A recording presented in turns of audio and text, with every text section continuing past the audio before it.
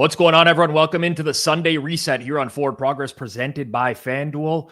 I am Rob Pizzola. By now, you guys know the drill. We're going to zoom out on today, separate signal from noise. We'll call out surprises, what we nailed, what we missed, key coaching calls, injuries, everything that shaped this week in the NFL. Then we flip it forwards.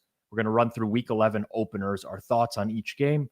We'll talk through where we expect the market to go and if there's some good bets to make in the early going. If you're watching live, and there's a bunch of you already in here, hit that like button in real time so more people do find this. Goes a long way. If you're listening after the fact, Monday morning, and you get value out of this show, make sure you're subbed here on Forward Progress. Make sure you got those notifications on as well. If you're watching on Twitter or X, you can watch on X, no problem at all. If you want to participate in the chat, though, and you want to share your leans for Week 11, hop on over to YouTube as well. Doesn't matter either way, but we do got a very lively chat for this show with people debating every single week. If you want to be a part of that, hop on over to our YouTube channel. All right, let's get into it. Joining me tonight, different location, Clive Bixby. How are you? I'm good. It turns out the Toronto weather doesn't just, hurt only the people in Toronto. It somehow manages to affect the people in New Jersey as well. Yeah, so you got, I guess you got trapped out somewhere because of the snow? Well, house sitting for the person who always watches my dogs, and they're actually in Toronto. They just happened to go there this week, and so they were supposed to get home tonight, and they're stuck. So I'm still here with the pups, hanging out. So not at my usual setup. That's all right. Listen, the snow caught me off guard, but you know what? If it's going to snow and I'm going to have days like the day I had today, then let it snow every day. Listen, same. Like if people are going to get stuck, like this was a good week. This was a really good week.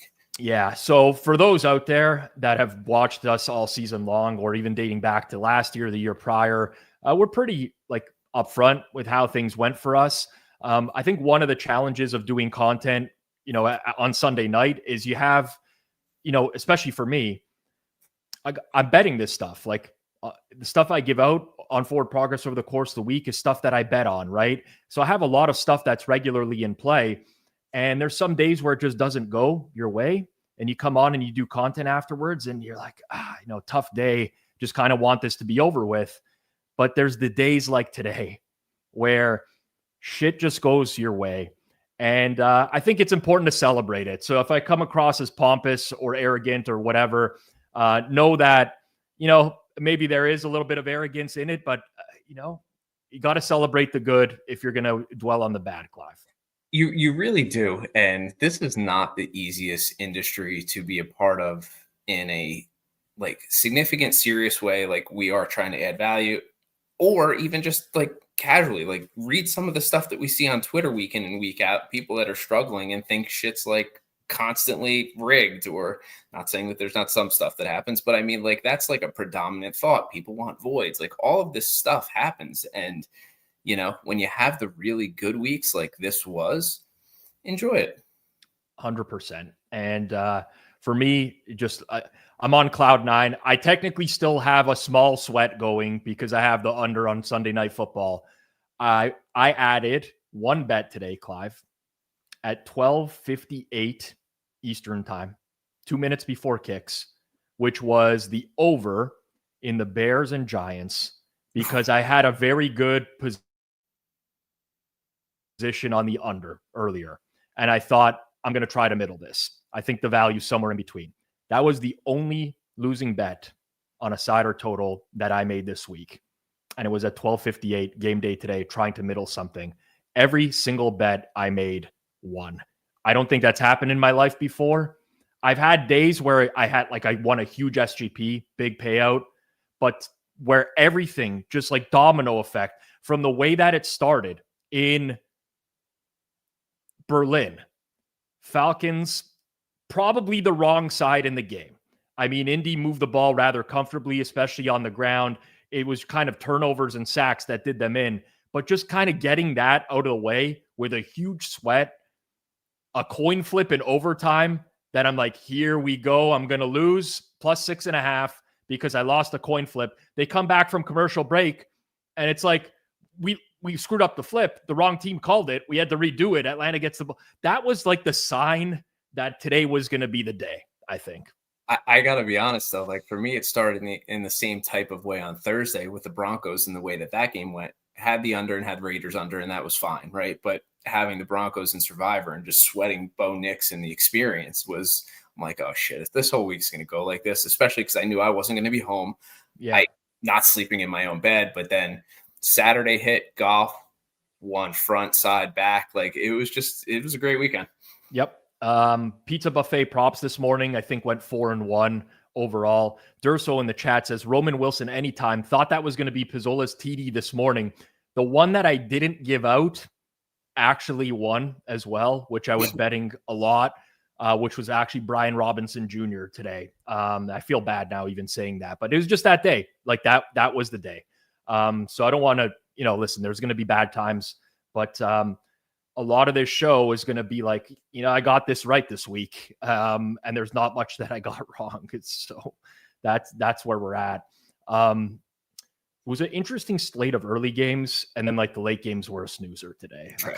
I hate having the 3 late. I wish it would be a little bit more balanced every now and then.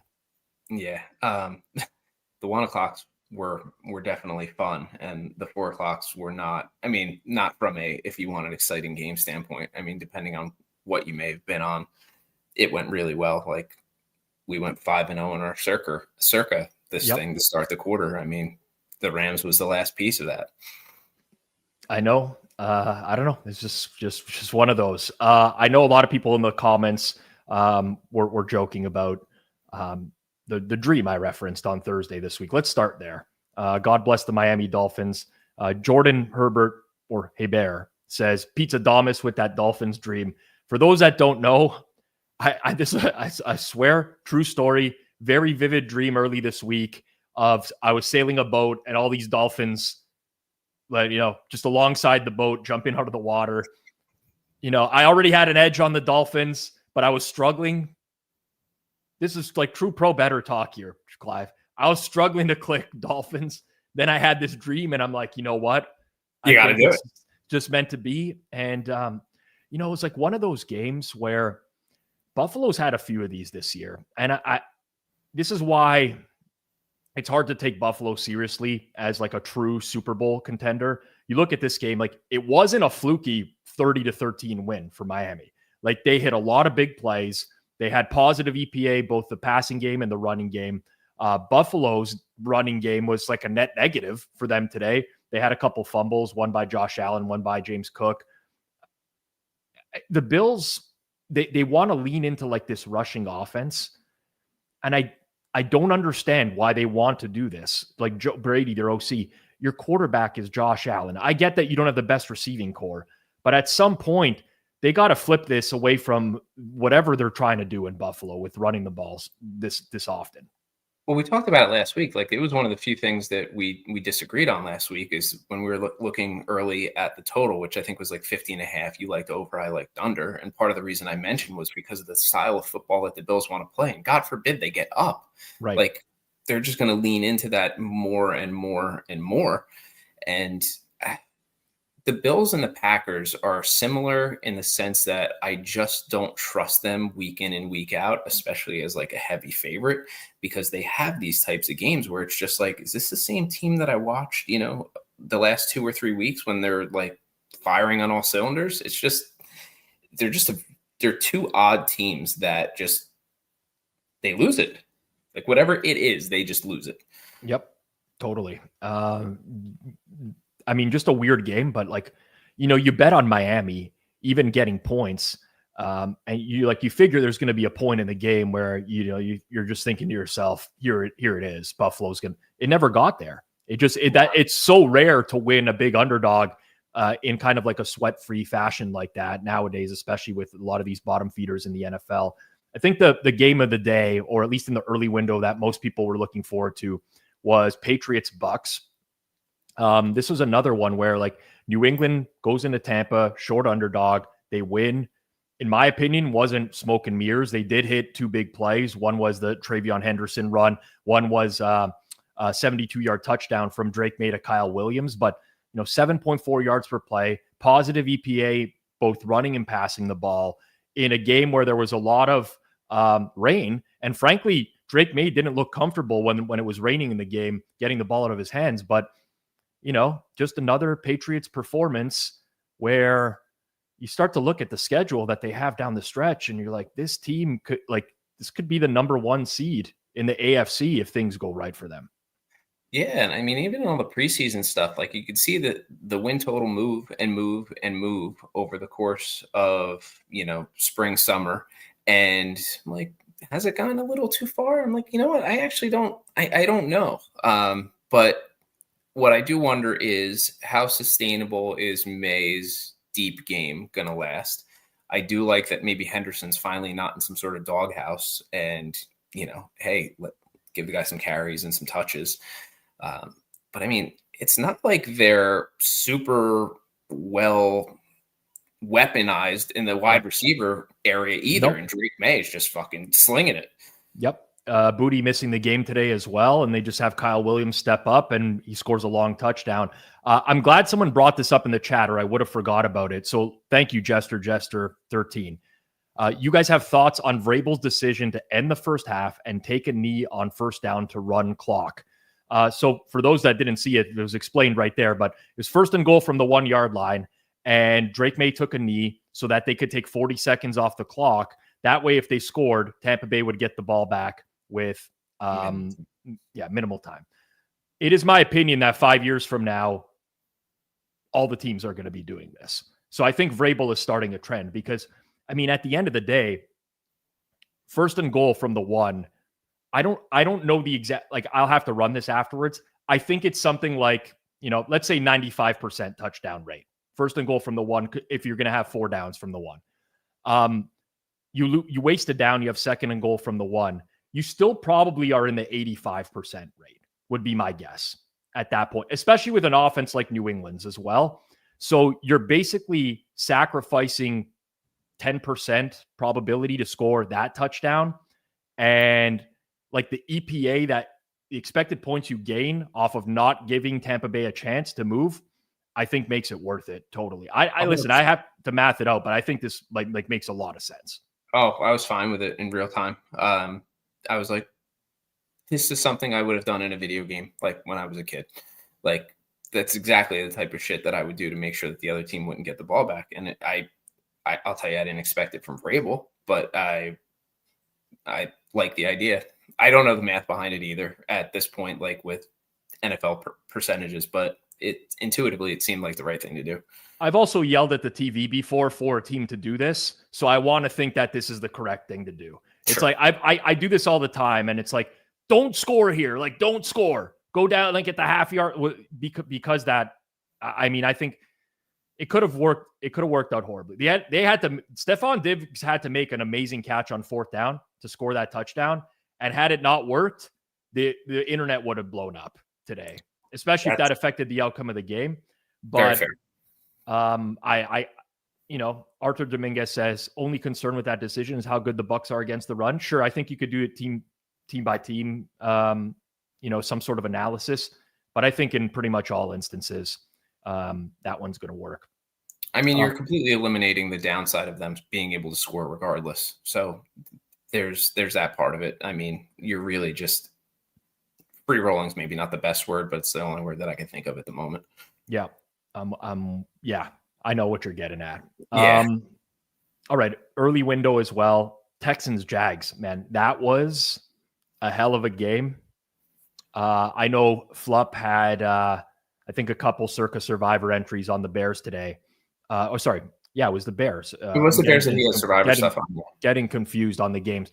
Texans, Jags. So Judah picked that for us. Yes, correct. I was livid at one point in this game.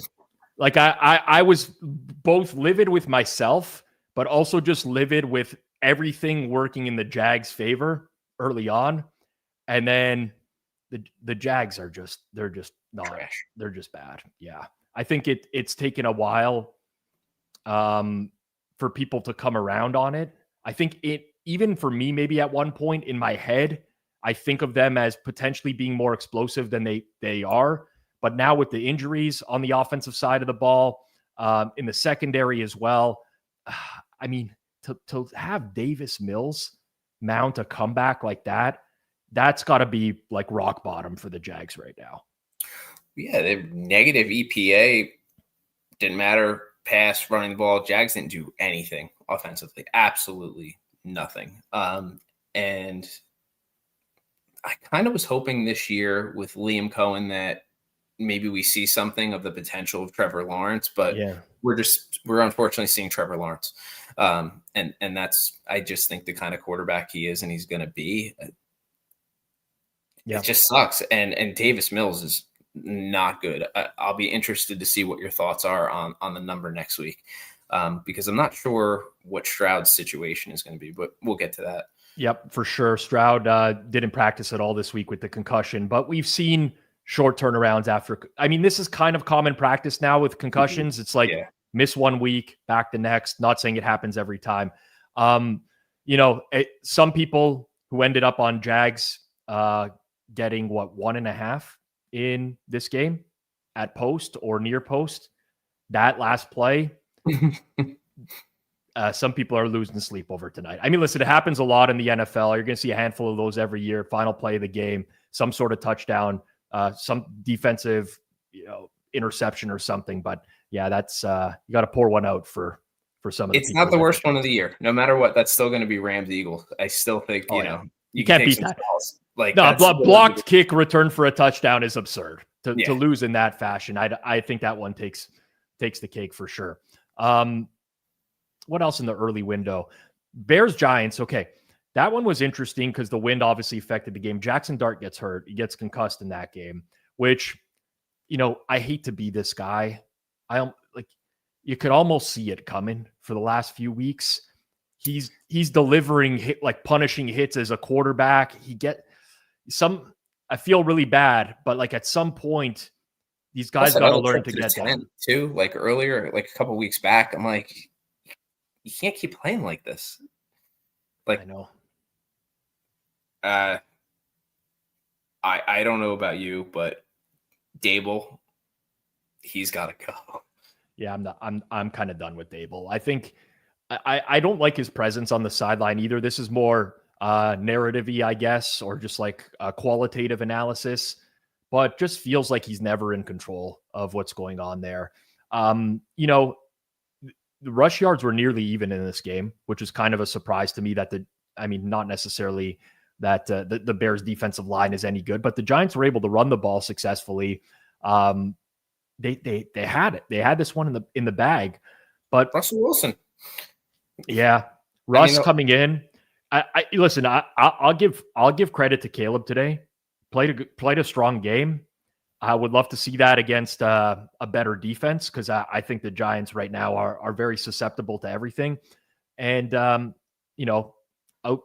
mounted the comeback. I mean, listen, this was kind of like a coming out party for him where we've slagged him a lot so far this year, but looked good. I just don't know that I'm putting a whole lot of stock into it. No, I'm still not sold. I mean, I don't know how many high variance wins that the Bears are going to have that are just not quote unquote sustainable. They start playing some better competition. I don't feel good about it. Yep. And Jordan just put something in chat. He still tries to sack himself with Romo spins. And that's right. You run yourself into more pressure as a quarterback when you have fine protection. Yeah. Yeah, he's done that. He's for several weeks in a row now. He's a big fan of the spin move in the clean pocket. But it worked for him today. It did. Got to give him credit. Carolina, New Orleans don't want to spend a whole lot of time here. I mean, honestly, New Orleans kind of dominated the game. It was wire to wire for them. Carolina never threatened to cover the spread. I mean, Carolina had 175 yards and won 3 of 9 on third down, no explosives. They missed the field goal late. That could have made it interesting, but yeah, Saints wire to wire. I mean, Shuck gives another element that Rattler doesn't really in terms of, being able to complete the ball a little bit more frequently deep and just a little bit better of a quote unquote pocket passer. He played well today. Two big explosives there. There was one to Chris Olave down the sideline. JC Horn I thought had perfect coverage on Olave because there's a double move and he stuck with him and then he just fell down. So that was a big one. But listen, you take those shots one-on-one every now and then. There's also like a Jawan Johnson 50-yarder over the middle of the field. There's I like left center of the field. It was he was kind of open in his zone, and then he added like another 20 yards. But yeah, I think Shuck so far looks like at least he can create some more explosives for that offense. Ravens Vikings, I want to say kind of a misleading game. As someone who bet the Ravens, never really felt comfortable. A couple bad passes by JJ McCarthy downfield. Like the Vikings just kept stalling. 3 of 14 on third down, 13 penalties, 102 yards. Like it was just like these hidden things where the Ravens ended up winning the game. Jonathan Greenard leaves mid-game on the defensive line. Big loss for them altogether. Yeah, like I bet Baltimore. I don't know that I came away impressed with the Ravens today. No, and for me, for like in our pick and circa and what we talked about last week, it was more, I don't think JJ McCarthy is being priced right as a quarterback and what the offense is with him as quarterback. And that was the majority of it. I thought if the Ravens played an average game like today, they'd still be in a good position. And they were. Now, if they play well, they blow the doors off of them, and it's like not even close. DXPS man says Jefferson was targeted about 1,000 times and caught 3 passes. I think we have to start having potentially a conversation about Justin Jefferson. His separation numbers aren't good this year. He's not winning against man coverage as much as he used to in the past. I thought he was awful today, honestly.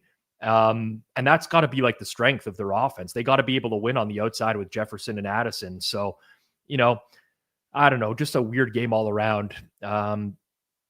I'll have to watch that back a little bit more. I mean, don't get me wrong. I didn't see anything that was great from Jefferson, but I kind of have to look back and compare, because you're not the first person to say that to me either about Justin Jefferson not necessarily being what he's expected to be, which is a top 2 wide receiver. Yep. Jets Browns, we can kind of skip that one. I don't know that there's many takeaways with teams that are that bad, but I mean, the 2 of the 4 worst quarterbacks in the NFL in that game.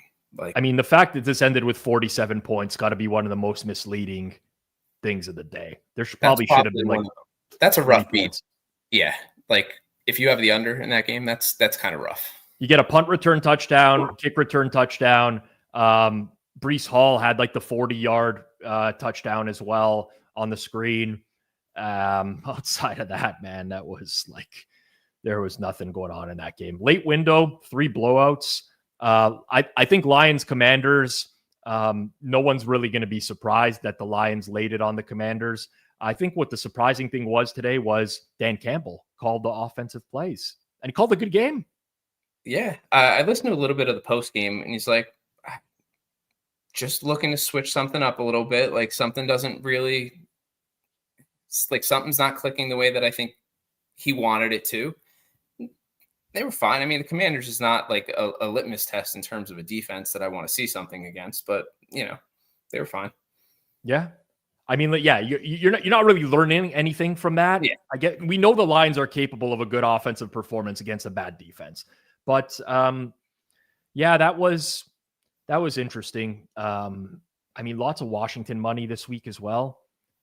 And, one of the beautiful things about this week, Clive, it wasn't even just like the bets that I made that one. It's the ones that I held off, said, I want to see this play out. There's no point in rushing here, that ended up losing. And Washington could have easily been a loser for me. But Seattle, Arizona, that was probably my one miss of the week, not betting the Seahawks at 6.5. And fuck that fucking game. Second week in a row, the Seahawks game was over. Like in a quarter, you just, it was done. 7 minutes, like, yeah. They are cooking teams. And Arizona's was like, it kind of came in like riding hot with Jacoby Brissett, right? Like a lot of talk about them getting healthier, although they suffered some injuries today and went in with a few injuries as well. But just an absolute ass kicking, man. Tons of explosives hit. They did really well on late downs. I will say that about Seattle. So maybe not something they want to rely on moving forwards, but on like a per play basis, the last few weeks, they are killing teams.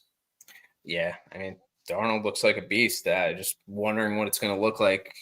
We saw what happened last year with the Vikings when he got to the playoffs, and it was almost like, ghost in the machine. And I don't know. I'm looking forward to seeing it because he looks I think he looks actually a lot better than he even looked last year. I think maybe right now the Seahawks defense is better than the defense he had in Minnesota last year. Maybe I have recency bias, but Seattle's defense, when in like non-garbage time, is really good. And a lot of what they've allowed the last couple of weeks is just the game's been totally out of hand before something happens. I mean, Michael Burns says Seattle threw 4 passes after the first quarter. It's absurd how good they've been early on in games here. Very interesting matchup for them next week. The final game in the late window today was Rams 49ers. That was all one-way Rams steam this week. Had a decent sized position on the Rams here as well. Can't say that any of that really surprises me. I mean, people really latched on to a lot of trends that I don't think were necessarily predictive. They maybe there was some context lost in the underdog in this series having like a really good ATS record. I don't really know why that necessarily would matter, but in this particular game, the Rams were very healthy and it showed because they whipped the 49ers today. Revenge game, duh. Like, come on. Like, of course. Like, how could you possibly? It's true. I forgot about the revenge angle, How could I have forgotten about that? Yeah. Some of the content out there is just absolutely wild. There was a little bit of a point, though, I think when it got to 21-14, where I was like, you know what? Completely nothing. I got to tell you, I remember that too, but I still felt good. I did. You're riding on a pretty big high. I mean, of course you're going to win. Yeah, you know what? Probably. I think my mood in that day, I was in good spirits. So I was just like, I just felt good. I mean, the offense is I think that's the thing with the Rams. Like Rams, Seahawks, I'm trying to think of maybe some teams in the AFC, but like these are teams that could win a game with their offense or their defense. Like if the opposite side of the ball isn't having a good game, they can still pull it out. There's not many teams in the league that are like that right now. And Matt Stafford, 280 yards, 4 touchdowns. I bet Kyron Williams anytime touchdown pizza buffet that cashed on the first drive of the game. It just felt the Rams are a pretty well-oiled machine right now. And there's just, I know what San Fran's record is, but there's a big gap from the Rams in Seattle to San Fran right now. Especially the defense of what you expect San Francisco to be historically. Like they're just not that. And I don't know how much the total moved over the course of the week, but I mean, San Francisco's defense is really, really, really in bad shape. It's tough. You have to take a look at take the helmet and the logo off of that jersey, and it's a completely different team. Yeah, I'm not going to name names or, but I am going to flame someone. It's someone from the chat who DM'd me earlier today, and they're like, "Can you explain the San Fran LA Rams total to me?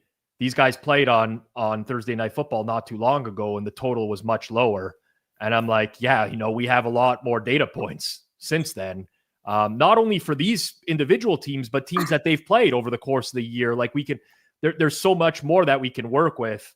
And the San Fran defense, unfortunately, right now, I say unfortunately as someone holding futures. Yeah, it's cooked. Feels like it's cooked. All right, let's shift gears into week 11. Before we do, just want to tell you about our show sponsor here at Forward Progress. FanDuel's changing the way you live bet football, and it starts with Next Drive SGPs. Talked about this on Pizza Buffet this morning, but you can bet what's happening on the next drive. Will it end in a touchdown, a punt, a field goal? You can stack in player props as well, someone to catch a pass. We like to play these types of props, especially during our live watch-alongs here on Forward Progress. You can build your bet exactly how you want it, and every NFL game day also comes with a profit boost that you can use on your Next Drive SGP. So you can get even more out of every play. Whether you're betting a drive, a player, whatever it may be, FanDuel makes live betting feel smarter, faster, and way more fun. Visit FanDuel.com/forwardprogress to download the app today and bet the next drive your way. That's fanduel.com/forward progress. And I know they're a sponsor of us here at Forward Progress, but I got to tell you, I would recommend FanDuel regardless. And that's the honest truth. Really good book all around. Of course, please play responsibly. Must be 21 plus and present in select states. For Kansas and affiliation of Kansas Star Casino. 18 plus and present in DC. 19 plus physically located in Ontario, or 18 plus in Kentucky or Wyoming. Opt-in required. Bonus issued as non-withdrawable profit boost tokens. Restrictions apply, including any token expiration and max wager amount. See terms at sportsbook.fanduel.com. Gambling problem? Call 1-800-GAMBLER or visit rg-help.com. Call 1-888-789-7777 or visit ccpg.org/chat in Connecticut or visit mdgamblinghelp.org in Maryland. Hope is here. Visit gamblinghelplinema.org or call 800-327-5050 for 24/7 support in Massachusetts, or call 1-877-8-HOPE-NY or text HOPE-NY in New York. This is a paid endorsement. All right, Clive. Let's bring you back in here, and we'll unmute you as well. Let's do a quick recap of last week. Not going to bask in the glory too much, but yeah, I mean, it's a friggin' good year on this show. We didn't have any individual plays last week. I got to tell you, negative CLV on 3 of them. When we look back at them, the Denver under was dead nut under. Pittsburgh Chargers was dead nut under. So I don't mind if the market moves against me, as long as that it's game. Yeah. Right. But we got in good on Atlanta. We got in good on Baltimore. New England, Tampa Bay over. I honestly didn't end up playing much of this because the number kind of my read on the game didn't match my numbers when I actually ran the game. But 5-0 last week. We gave out some other stuff that wasn't widely available. I think if we were unfairly tracking ourselves, could have been like 7 or 8-0 last week. But year to date, 17-7, 9.25 units. It has been a pretty incredible season, and we hope to keep it going. And let's start it off in New England. Thursday night football. Patriots -10.5, -105 at home to the New York Jets. Total in the game, 44.5 in this one. Just from an injury standpoint today, so people are aware, Garrett Wilson re-injured the knee that was already injured for him. He left today's game, which is pretty big one for them. They lost another cornerback today. Azarie Thomas got a concussion. I say another corner because they've traded Sauce Gardner and Michael Carter, obviously. On the New England side, Christian Barmore on the defensive line, who's been pretty solid, left with a back injury. So we're kind of at like the lowest price in market on the Jets all year now, Clive. But in my opinion, it's warranted with what they did at the deadline with their defense and how they played today, even though they ended up winning. I don't know where this is going to move, but I think about this game. You don't run on New England. Like New England is a pass funnel defense. Yes. The way you beat their defense is by throwing the ball. The Jets can't throw the ball. They can't. They're off. How many games has Justin Fields had so far this year where it's like the net passing yards for the team is like under 100 yards? I don't know what the Jets' path is here. Like, I feel like the Patriots are going to wipe the floor with the Jets in this game. Yeah. Like my instinct wants me to look at the under because of how I think this game's going to play out, but I could also see the Patriots putting up 35-40 on their own. So I think where I'll look this week is probably going to be a Patriots team total over. To be honest, from the number that I had this week, like this isn't even that much of a market adjustment yet at a lightly juiced 10.5. It's a little bit, but it still hasn't even moved, I think, maybe enough. Right. I don't think there's going to be a lot of interest in the Jets at 10.5, unless there's something weather related that I am not thinking of yet. You know what? I'm going to get ChatGPT right now to do a weather scrape for next week as well, because I didn't do that before the show. And I want to have, I mean, it saved us from betting Chicago and Giants over last week. So it's kind of important. But listen, I mean, the total, the total feels a little bit low to me for a Patriots game, but I think about this more, and I just don't know where the Jets are where their points are coming from. Maybe Barmore being injured for New England will hurt them on the interior, gives the Jets a better chance to run it a little bit on them. But I just don't see the resistance path that the Patriots offense is going to face in this game. You never know. These Thursday games are like short week and they're funky, so you don't know. But man, even at 10.5, I know like a lot of people will be like, wait for 10. I don't know that they're going to show, man, on a short week with Wilson potentially out. Yeah, I don't think so either. I don't know what number I would want to have interest in the Jets at this point with Justin Fields as their quarterback and the defensive personnel issues that they just traded away, or not issues that they traded away, the issues because of what they've traded. And no Garrett Wilson, what is the Jets' path to like even 17 points? I don't know. I mean, I just wonder how high this can get before there's some Jets support. I mean, I also wonder that about the Jets and how they've continuously drawn market support this year. You know, if maybe I'm just on the wrong side of thinking that this will go up, but the Patriots are really good, and you know, they're going to move the ball through the air against the Jets. Yeah, I agree with what G-Stacks said in the chat. He thinks it gets to 13. I think maybe that's where you get to the resistance point. So maybe it ends up at like 12.5 or 13. And then that's where you start getting a little bit of Jets buyback. But that's what I'm thinking. All right. The only thing I can see right now for this game is that there's a small chance of snow, but doesn't look to be windy. Okay. It's going to be a cold game, 39 Fahrenheit, but like that's the time of year you get it. And totals will suppress a little bit, I guess, as the year goes on as well. I'm sweating another Thursday survivor. Yeah. Because yeah. That FanDuel number is best in market, by the way, on the Patriots. So if anyone wants early Patriots, that's going to be the spot for them. I'm not betting. I'll be very shocked if I run the model tomorrow and it shows an edge on the Jets in this game. It will be a shock to me. All right, we're moving over to Europe because I see the start time of the game. Let's see where this one's being played. I should have saw it announced today. And, you know, you Google Washington and Miami, and now you get Malik Washington. You know, played in Madrid. Thank you very much.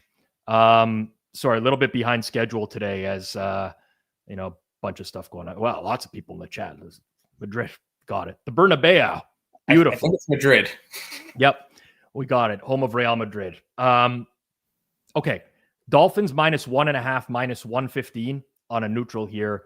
Total in the game is 47.5. Pretty big market adjustment here on this one. And, you know, I got to say it's kind of warranted, Clive. Like, what are you going to do off today? Yeah, Washington would have been favored on the look ahead. They got absolutely rolled. Miami beats Buffalo. I think the line has got to flip here. This feels right to me. I don't know how much stock to put in Miami after one game like this, right? Like, because they've been such an inconsistent team all year. And, you know, Washington got rolled by a really, really good Detroit offense. Like, that's going to happen. Like, that does happen. I don't want to overreact to that either. I don't know. I don't know that I feel comfortable laying 1.5 with the Dolphins. I don't know that I do either. I view both. I'm not saying the number's wrong. I'm just saying intuitively. Yeah. So Mariota starting for Washington again. And when I look at both teams, I kind of see a lot of the same things. Like if you look at skill position players, right? Washington down Terry McLaurin again this week. He didn't practice, so I think he's probably going to be out again next week. But between McLaurin, McCaffrey, Noah Brown, Austin Eckler from earlier in the year, then you look on the Miami side, Tyreek Hill, Darren Waller, even Julian Hill didn't play this week. Like, you got skill position injuries. Then you look at, okay, defensive line. Well, Washington's has been a mess for a while now because they keep losing ends to IR.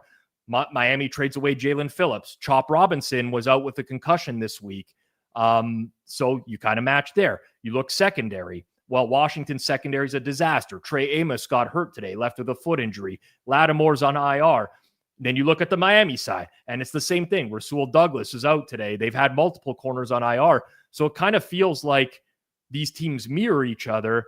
I just feel like I trust Miami's offense a little bit more. And I don't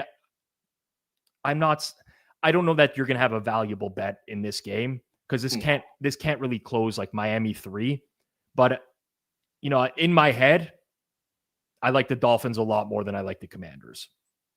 Yeah, I feel like they're a little bit more reliable. I think this is just two teams in a bad spot, and Miami just showed a flash of something being good. To me, the number's fine. Yeah, but it is an adjustment. It is a market adjustment quickly. Bet down to 47 here, and I would have some interest in the over. I know what the Dolphins defense did today. I don't buy the Dolphins defense, and Washington's it's not quite in like Cowboys territory. Cowboys, but it's getting there. Like it's approaching the Cowboys Bengals territory. Yeah, my only look in that game out of either the side or the total would be total and over. Like that's, but not right now. Yep, I'm with you on that one as well. All right, keep it moving along here into the early window next week. I think we have a lineup for Green Bay and the Giants. We'll talk about this very briefly. One thing about Fanduel, hey, even with the injury uncertainty, team playing tomorrow, we don't know who's quarterbacking the Giants next week. They're going to post a line on the game, which is nice. Packers -7.5, -120, 44.5 is the total. Now, obviously, Packers, Monday Night Football. We don't know what we're getting here yet. I mean, we don't know a quarterback, but we typically are not seeing quarterbacks get concussions and play in the same week afterwards. So it does feel like this is going to be a Russ game. And it feels like it's going to be a disaster for Russ against the Packers defense. Yeah, I kind of like, there's some 45.5. I really like an underlook. Like if it's a Russ game, and to your point, after a concussion, I do think it will be that. I'm just looking at New Jersey weather for next week. I think there's a scenario where the Eagles beat the Packers tomorrow, and I lay the wood with the Packers next week at maybe a better price. Yeah, I can absolutely see it. Durso has a good point. Here we go again, laying big numbers with the Packers. But you know what? Like this doesn't bother me. Like I hear people say this all the time. They're like, "Oh, the Packers never cover big spreads." It's like what, sample size of 3 this year? I mean, there was a few times last year where they covered huge spreads. It's not like I don't love that. I just like to evaluate like each game on its own, right? And with this one in particular, like the Giants are decimated, man.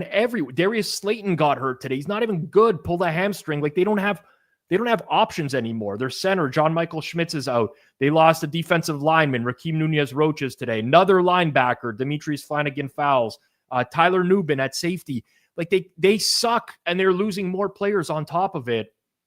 I just feel like this is a game where even if Green Bay wants to play their stupid conservative style, look how every team runs on the Giants. They can't stop the run. Yeah, this would be a problem. I like, if you can get 45.5, and there are a few out there, I would take that now, personally. All right. Not widely available. Can't track it, but no, not looking to. Tampa Bay. Oh, sorry. Yeah, no, just this is a game where I'll look at teasers too, like over the course of the week if you find something good to pair it with. Tampa at Buffalo is our next stop. Bills laying 5.5 at home. Total in the game is 50.5. Just looking at the injury situation, I mean, I don't really think Tampa is getting anything back next week. Like Godwin and Bucky Irving aren't practicing. Hassan Reddick didn't practice at all this week. I guess on the offensive line, they might get Luke Haggard back. I'm surprised he didn't play today. He practiced full practice 3 times this week, but they lost their left guard, Ben Bredesen. The interior of that O-line is struggling right now. Buffalo, Dalton Kincaid hamstring injury. I think that's going to be multi-week. They are just so beat up on defense right now. are the Bills. This one's a tough one for me early in the week because I look at the Bills D and it's really hard, Clive, in the early going to like figure out who might be in or out next week. True. In the New England Tampa game, and I've been thinking this for the last couple of weeks, do we think Baker Mayfield's hurt at all? Oh, yeah. Baker Mayfield had an oblique injury into the bye. Yeah. Right. But he's not on the injury report, which, by the way, I don't know how that happens. He says that he needed the time for his oblique on the bye, but he hasn't been listed on the injury report with oblique. But yeah, he's got something going on. It doesn't look, the offense does not look fluid for the Bucs. Yeah, and I don't mean because of like rain today either. I just don't think he looks like he did weeks 1 through 3 or 1 through 4. Just something that I've been thinking about, and I could get behind the under in this game. Yeah, I could. I mean, this is strength on strength too. Buffalo, again, every week they want to run the ball. And, you know, early in the year, there was a game where I liked Carolina because I thought their run defense was good against Buffalo, and they got smoked. But Tampa has a much longer history of their run defense actually being good because they have Vita Vea in the middle, who is very good at nose tackle. And without Dalton Kincaid there as well, they lose another weapon. I think this total's a little bit too high right now.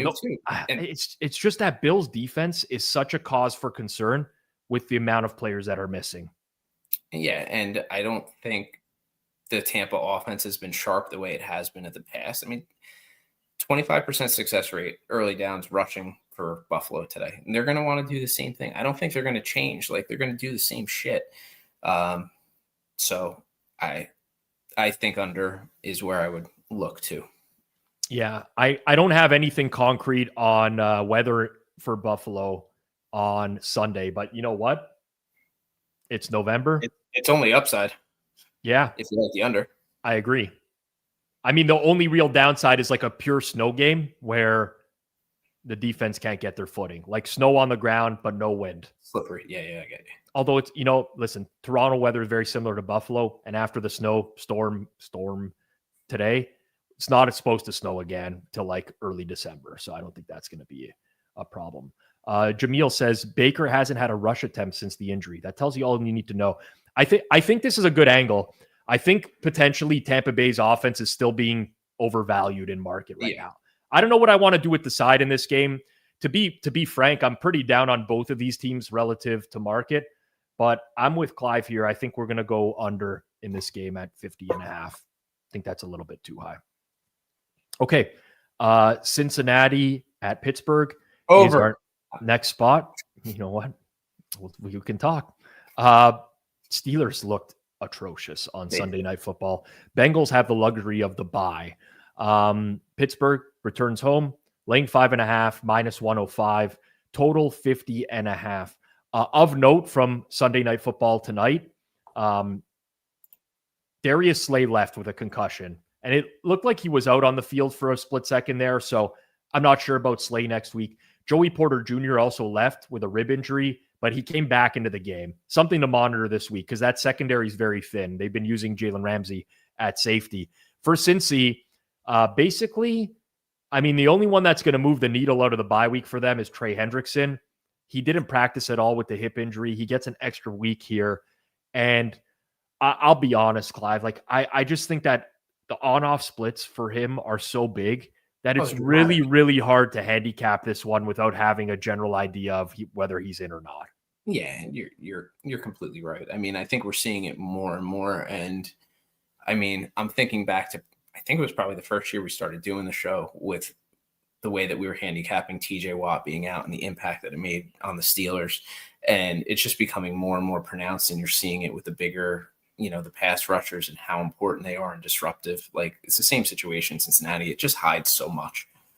The best defensive players, in my opinion, and this is just my opinion, I don't bet into full market limits or anything like that, but it feels like they're often undervalued whenever they're out. People are always like, it's a defensive player. How much could they be worth? Like half a point or whatever. And I find myself often ending up like betting against those teams that are missing a key defender. I don't know that it's been accounted for enough. This Bengals defense, I mean, they're not a real defense without Trey Hendrickson. They're just all around. They're barely a real defense with Trey Hendrickson. So what are they without him? Yeah, agreed. I love this comment by JCraft14. Flowchart, are the Bengals playing in the football game? Over. I listen, I'd like to have some exposure to the over in this game potentially, but it's going to be a Pittsburgh home game in November. There's going to be potential weather concerns. I don't know that you have to bet it early. I'd wait on Hendrickson potentially as well. The one thing with the Steelers is they also seem to be a little bit figured out at this point. Whether that matters against the Bengals, I don't know, because it could just be one of the Chargers can scheme really well. They can. Jesse Minter's a good defensive coordinator, but they don't have. The Bengals going to be able to make Aaron Rodgers uncomfortable without Trey Hendrickson? I think the answer is no. I agree.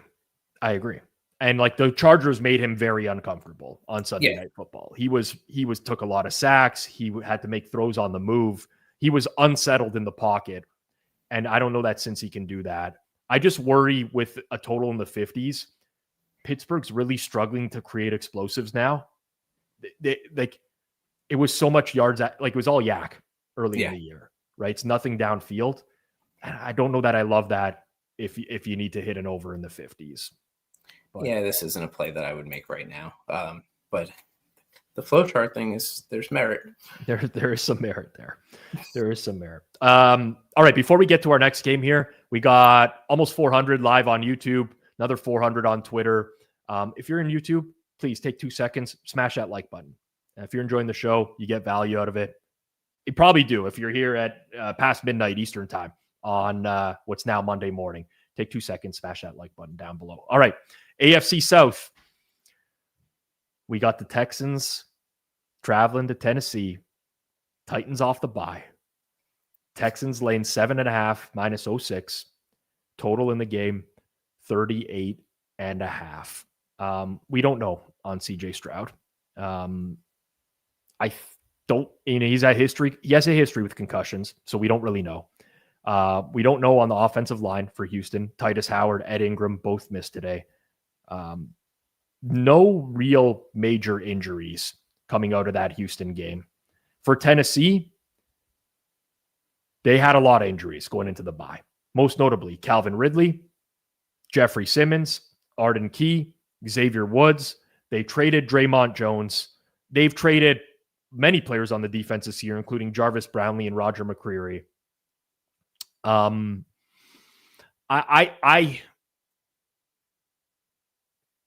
This feels like an almost a no Stroud like number. Yeah. You want to, can we just skip or what? Yeah. I mean, this is too, I don't know what to do with this without knowing that. Like, there's only one good unit in this game, and it's the Houston defense. And there is a path to them winning this game like 17-3. Yes. Right. But with how limited the offense is, and I know what the output looked like today, but remember they were trailing for a lot of today's game. Like a lot of that came in negative game state, throwing the ball. It does feel like a lot for the Texans offense right now.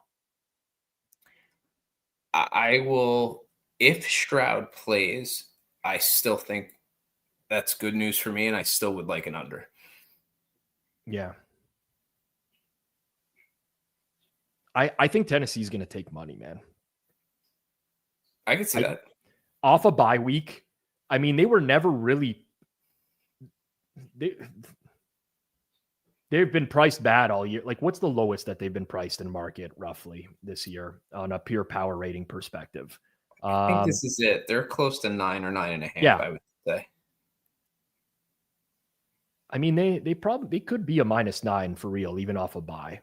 Like, it's not like a bye is going to magically cure their offense against DeMeco Ryans and the Texans defense. Yeah. All right. I don't think that there's a valuable early bet to make here. Yeah. I agree with Jordan. Stroud gets ruled in, bet under. That's probably what I'll look at in the course of this week. I mean, I still might like the under anyway, but. Yeah. I mean, Cotter says Chargers were minus 10.5. That is true. I think that iteration of the Chargers was before Joe Alt got hurt. So they were not being rated as they are now. I think that the Chargers with Joe Alt are better than the Texans. So I'm not, that rating's fine. The Chargers got very unlucky. Here's the thing with Tennessee. Again, this is happening where, I look at the number, I'm like, it doesn't make sense from the Houston side, but you really forget about how bad Tennessee is. And unless they're going to get somebody back, like they need Jeffrey Simmons to play in this game, or else that defense is a disaster. It's like a week away. You forgot what Tennessee was. Exactly. You got a week off from them, right? Yeah. Don't remind me, Frank. Chargers should have easily covered that game. Please do not remind me. No shit. Defensive touchdown, special teams touchdown. What a travesty that one was. We'll head over to the NFC North, where the Vikings stay at home and they welcome the Chicago Bears into town. Vikings minus 2.5, minus 120. The early line at Fanduel. Total in the game 45.5. Juice to the over at minus 115. I have a few thoughts here. Now, it's important to note pretty notable injury for Minnesota. I mentioned earlier in the show on the defensive line. When Jonathan Grenard went out today, the defense drastically fell off in game against the Ravens. So that was a pretty significant injury for them. On the defensive side of the ball for Chicago, they have plenty of injuries right now. And CJ Gardner-Johnson got hurt today, left with a foot injury as well. So they're kind of a mess here. I don't buy the Bears one bit, Clive. Not one bit. Did you watch Breaking Bad? I feel like we've had this conversation. Oh, yeah. It feels like that meme of Jesse. He can't keep getting away with this. That's what I feel like with the Bears, in just pain. I have no interest in the Bears at this number. None. I actually have some interest in the Vikings. I have two interests. I think I have more interest in the over in this game than the Vikings, but I kind of like both in this one. I'm not sure what to make of the total because I was thinking the same thing, but I mean, McCarthy has been absolute dog shit. You know what though? McCarthy played the Bears in week 1 and he sucked for for 3 quarters of the game. And then they took the leash off in the 4th quarter and he fucking diced the Bears. And that was the Bears a lot healthier than they are right now. McCarthy can move the ball on Chicago. Chicago's not offering up any resistance. This is indoor. My bigger concern to cashing the over is not the Vikings offense. It's can the Bears offense generate against Brian Flores when they get out of script? Yes. Yes, also true. And yes, the Bears could be a bottom 5 defense. Say what again? Yes, this is just a matter of what I think each team can exploit. Can Flores scheme up something to turn Caleb Williams into actually revealing himself? It's a very tough game for me to take a stand on right now. Yep. As often happens on the Sunday reset here, and I'm not saying this is an achievement or an accomplishment or anything, but the market does move in real time. It doesn't take a whole lot of money to move the market on a Sunday night. So that's why I'm saying it's not an accomplishment. But I think that this total's got to be, unless Chicago's Kyler Gordon can't come back until week 12. Josh Blackwell, 3 times DNP last week. TJ Edwards, multiple injuries, hamstring, 3 times DNP. Dominic Robinson, 3 times DNP. They're not getting defensive reinforcements. And I would like Grenard to be out on the Minnesota back end for this over. But even if he plays, Chicago is fully healthy on offense now. They can create offense through scheme. So, yeah, over. I think sub 47 is an easy click for me on an over on Sunday night. I can see it. And when Greenard gets ruled out and somebody bets the Bears, I might be also clicking the Vikings at that point. Yeah. Normally, I am somebody who's more interested in totals as the week goes on, but this is a side where I might be more interested in the side as the week goes on. Rudy says, the Bears are atrocious. O'Connell can figure out a way to put up 40 on that defense. I got to tell you, my biggest concern in this game is actually coaching. I think Ben Johnson is the real deal, and I think KOC is a little overrated. So I wonder, it's a little similar to me as I look at Peyton and Nix, although Peyton has always done shit that just boggles my mind. But it's like, how much of it is coaching and scheming to what he thinks his quarterback can handle and can do, versus what, like, it's like a level of conservatism in his quarterback and not what he wants to do. And I'm not in the room, right? Like, I don't know. I'm not consulting, with these sports teams. Right. Yeah. Just a quick question I want to answer because it's kind of important. If someone asks, I want to get to this. Connor says, Rob, would you ever use your show to head fake the market?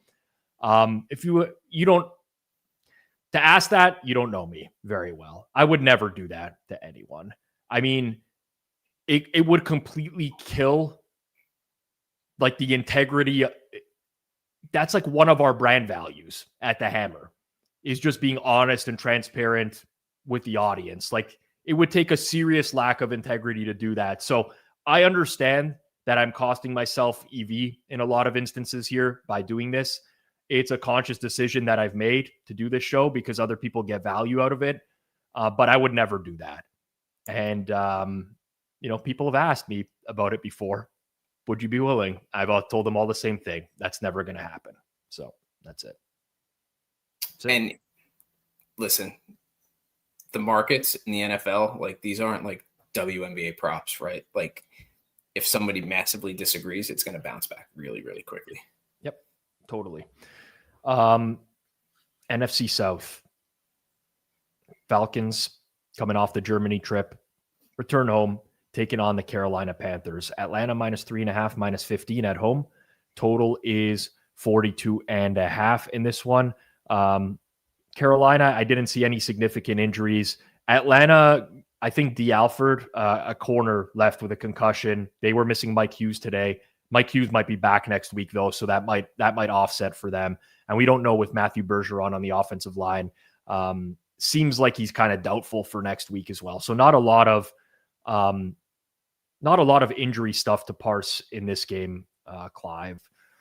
I do have some opinions here. As I look through the market, I got to be honest. It's not at Fanduel, but Carolina 4s are somewhat intriguing to me. I can see that. I was going to say this feels like about the right number. Maybe it's shaded a little too much Atlanta, but like, this is kind of where I thought it would end up, probably at around 3.5. Trying to make a little sense of the total and figure out where I want to go with that. Like towards the under is what I'm guessing. Yes. Now, that was also a thought.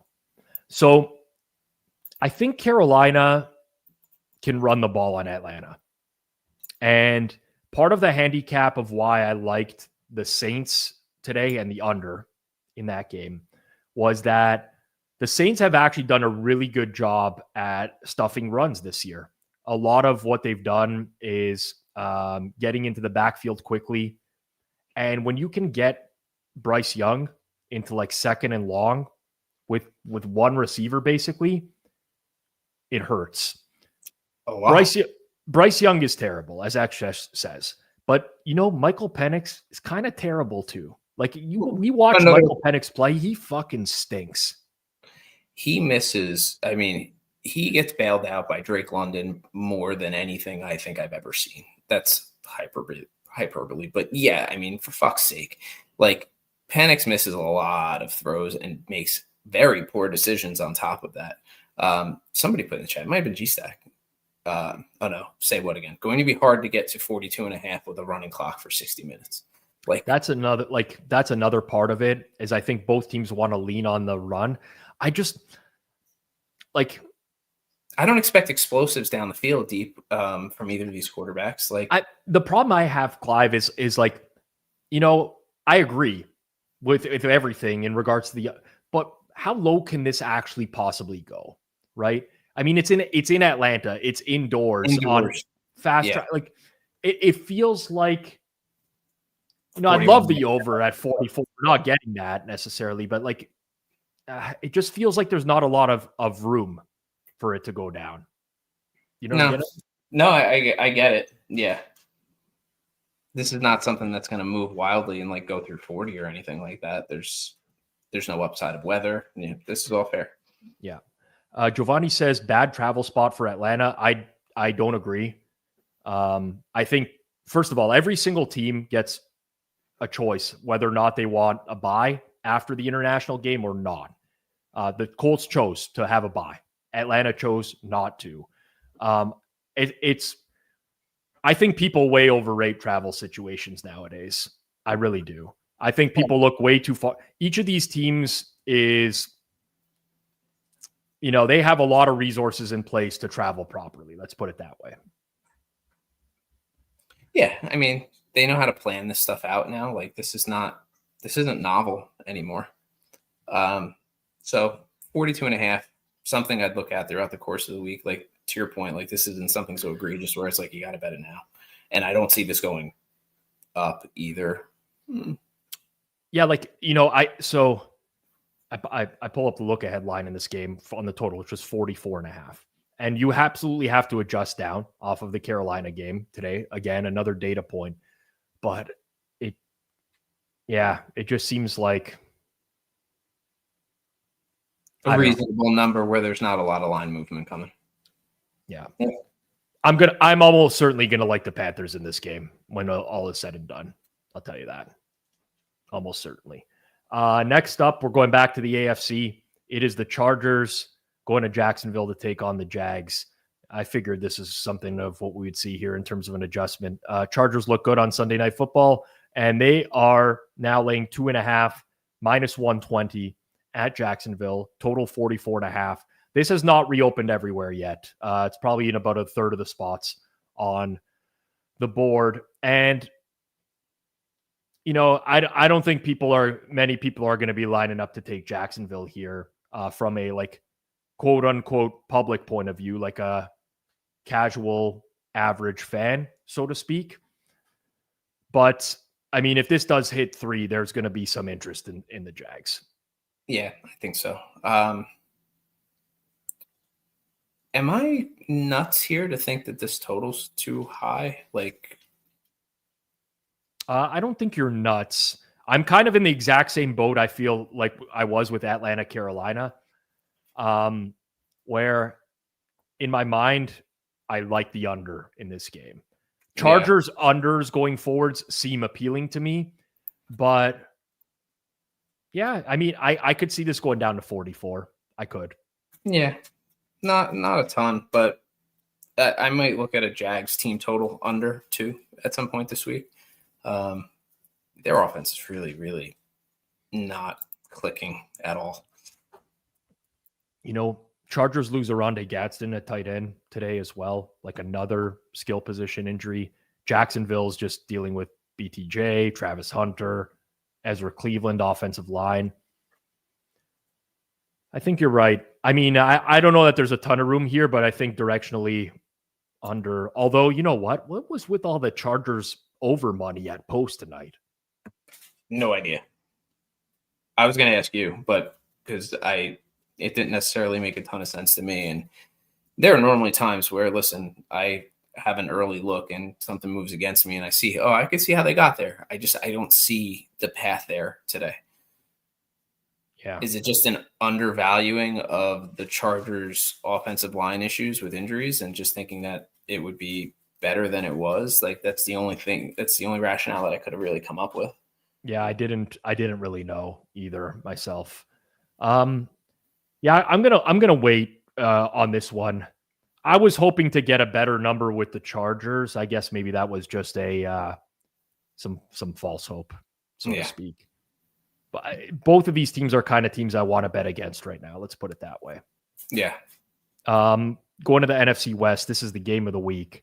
It is the Los Angeles Rams hosting the Seattle Seahawks. Both these teams look like juggernauts right now.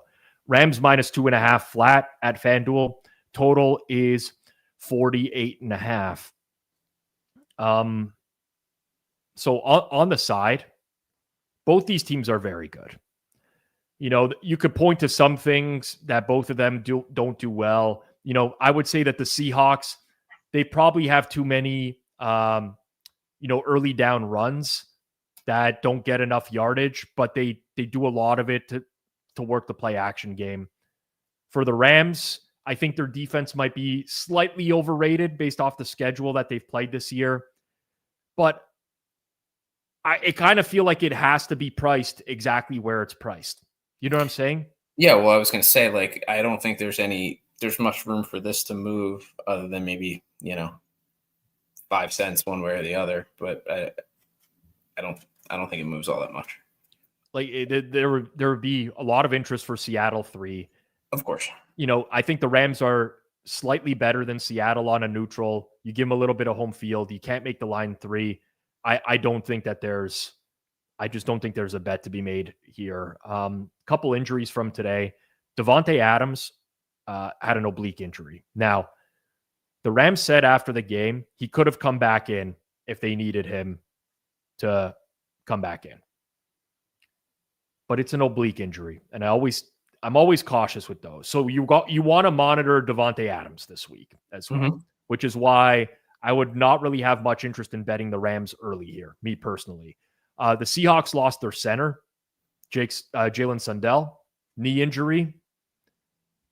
I mean, they've been relatively healthy on the O-line this year as well. So this is like the first time where we're going to have an offensive line injury for Seattle. And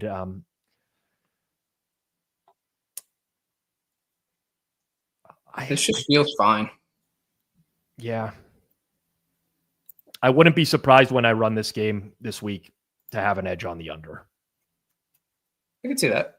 It scares me because both these teams can generate explosives through the air, especially Seattle. But it wouldn't surprise me if I ended up with an under here. I almost feel like both defenses will play this game to take away the explosives from the other team. That makes a lot of sense. Yeah. Cottage says Adams really did look hurt between plays to me. I agree. He did. Let's circle back to this game at the end of the show. And if it's still at 48.5, I might make a snap decision. Okay. On the under. Maybe someone will take away that opportunity for me to lock it in. We'll see. Sticking in the NFC West in the late window, we got the Cardinals hosting the 49ers. Current market at FanDuel, San Fran -3, -04. Total 48.5. I think I gotta let this dog out. Hold on one second. I'm so sorry. Go for it. I will. I'll do this one myself in terms of what happened today. So San Fran obviously got killed. We don't seem to have any idea when Brock Purdy is returning. It's up in the air every single week. Limited practice. I don't know. Is it like one of the quote unquote soft benching situations? I can't tell you, but I do feel like when Purdy does come back for the 49ers, they're going to get bought in some capacity. And looking at the current market, if I had gone into this week and this was the line, I would have snap clicked Arizona on this game. But Arizona today lost Zay Jones to an Achilles injury.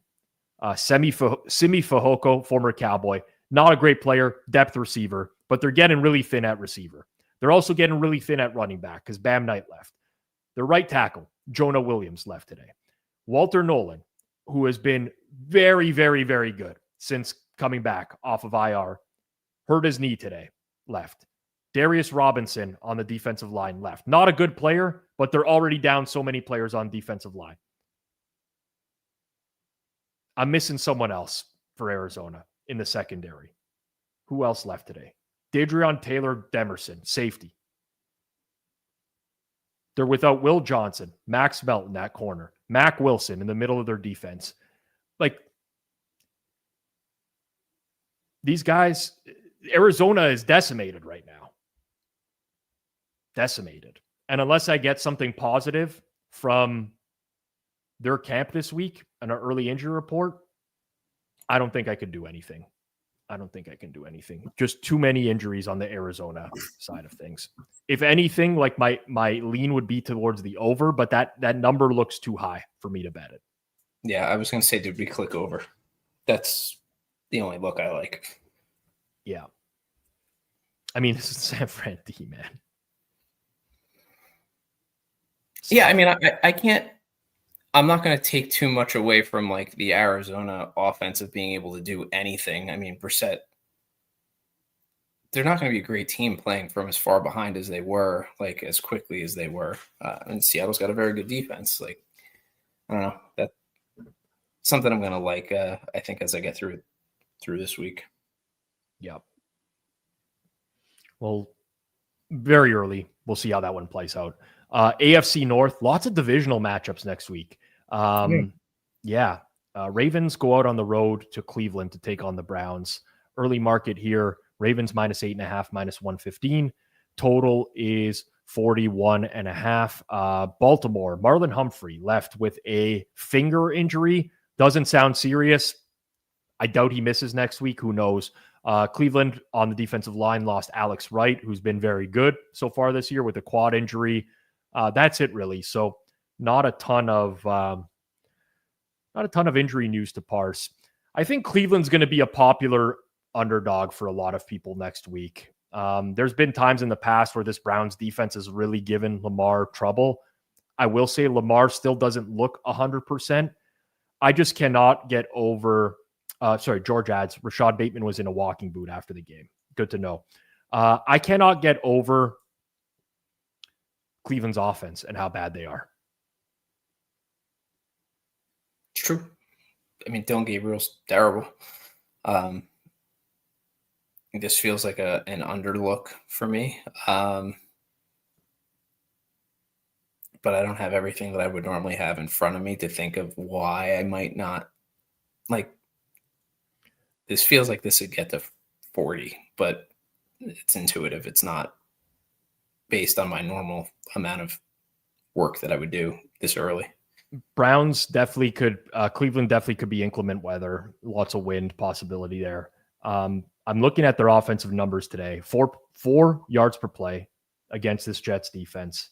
36% success rate. Second lowest of the entire week. The lowest was actually the Jets in that game. So two lowest success rates of the week came in that game. I kind of hope Cleveland catches money in this game, to be honest with you. It could be one of those games where Cleveland's defense keeps them in it for a period of time, but at some point the offense has to do something, and I don't think that they're actually capable with Dylan Gabriel. No, it's a really tough watch. It's a matter of how much I think, in terms of what number you're willing to bet, of how much you think Lamar Jackson's back to 100%. And Bateman being in a walking boot doesn't necessarily help, but I don't see Cleveland's path other than points off of a turnover to get even 14 points. I'm with you. There's nothing that we've seen out of this offense with Dylan Gabriel that would give any indication to me that they can move the ball on a healthy Ravens defense. Yeah. I almost feel like this is short. I feel like this is short. My number's 9, like that I have, but I mean 8.5 slightly juiced. I mean it's not really a big edge. No, definitely not. Yeah. Maybe nothing to bet here necessarily in the early going. I kind of think we're going to hover in this range the whole week, similar to Detroit, Washington type of situation. Miami Buffalo. I don't know that it could really go out to 10, and I don't know that it could really go down to 7. CS Fanatic says, are Ravens D not terrible anymore? I don't think so. I think they're well above average with the current iteration of their defense. Players on the field makes a big difference. When you're missing more than half of your defensive starters, you're going to suck for a while. Yeah. Okay. This is somebody just put in the chat, Browns team total under. That is something that I will look at, Tuesday of this week.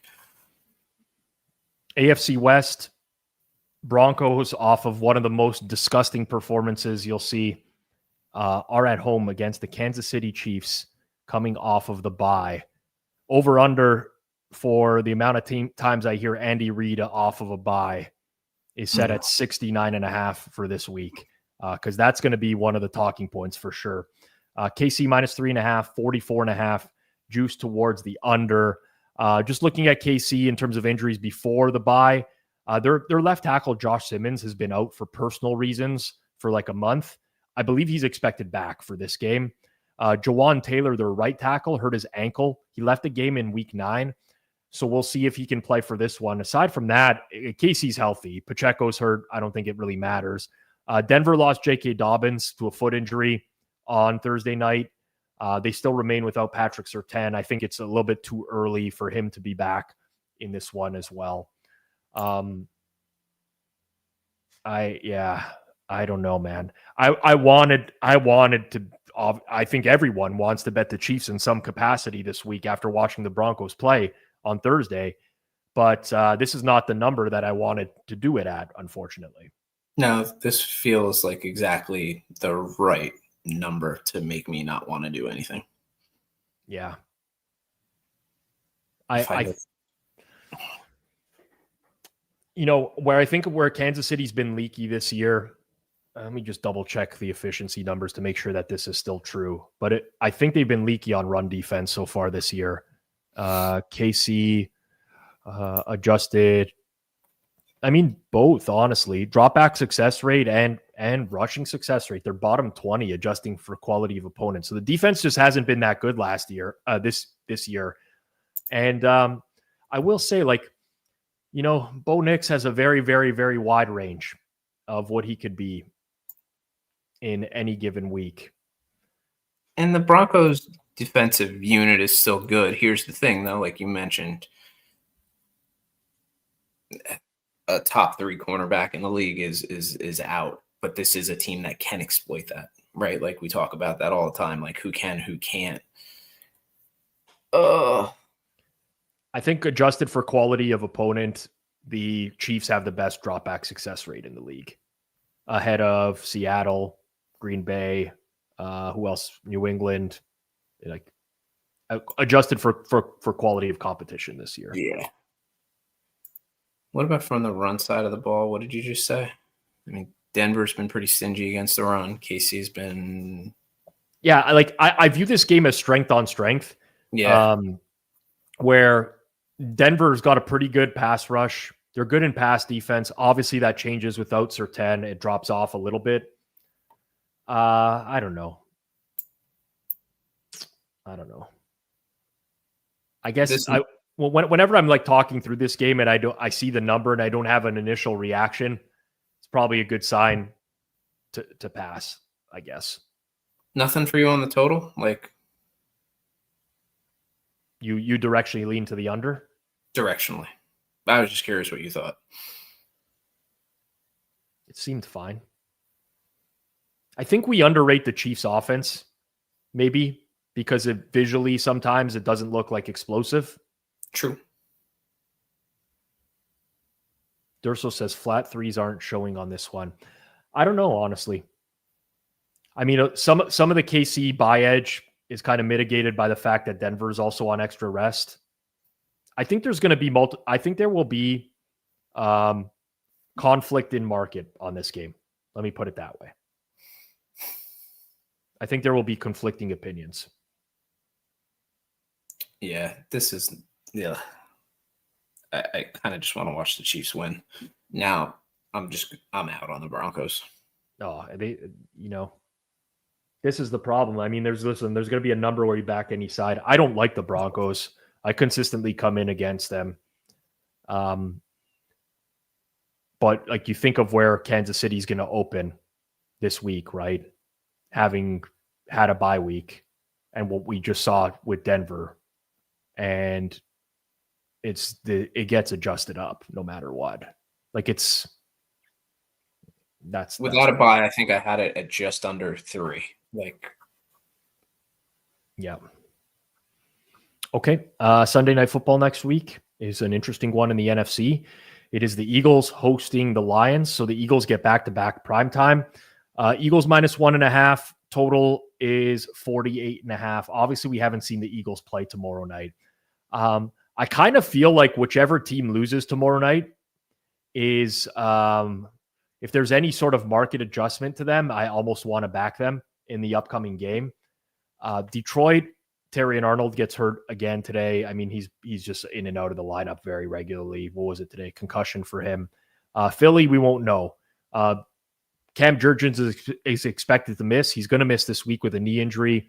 We don't know if he'll be back next week. I'm going to very, very likely have an edge on the Eagles when I run this game. I can see that. What do I think I would have? Just a quick look. I'm at about this. Yeah. I'm at about this. But you're a little lower in the market on Detroit anyway. I am, yeah. I mean, I don't want to say I'm lower. Like, I finished on market with their price today. Did you? I just wasn't one of the people that bet, like one of everyone that bet Detroit. But I finished on market with where they closed at. Yeah. I mean, to me, the side feels about right. Like, I don't think there's much movement one way or the other, minus some injury happening tomorrow. Mm-hmm. I saw over in the chat. I don't know that I get there too easily with Philly's offense the way that it's been this season. Yeah. I also don't know that I get there with a November outdoor game in Philadelphia with Jared Goff. Also true. Okay. Monday Night Football. I saw the line just now, and I'm very disappointed. Cowboys at the Raiders. Cowboys -3, -120. Total is 50.5. I definitely had some interest in buying the Cowboys this week off of the bye. The Raiders, in my opinion, are a very unserious football team. Dallas, who knows who they're going to get back on defense? I'm not sure that it matters at this point. But anyone would help. I hate to bring this up, but I'm going to do it anyways because we have to talk about everything that's associated with this game. Marshawn Nealon commits suicide this week. Well liked in the Dallas Cowboys locker room. I don't know how that's going to impact the game.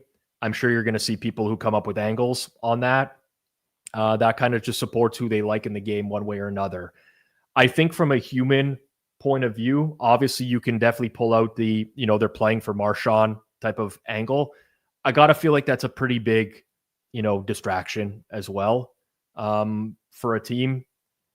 It just adds like another wrinkle into this that makes it tough in the early going for me to go anywhere here. I wanted Dallas, but this is not a price where I think I'm going to bet Dallas in this game.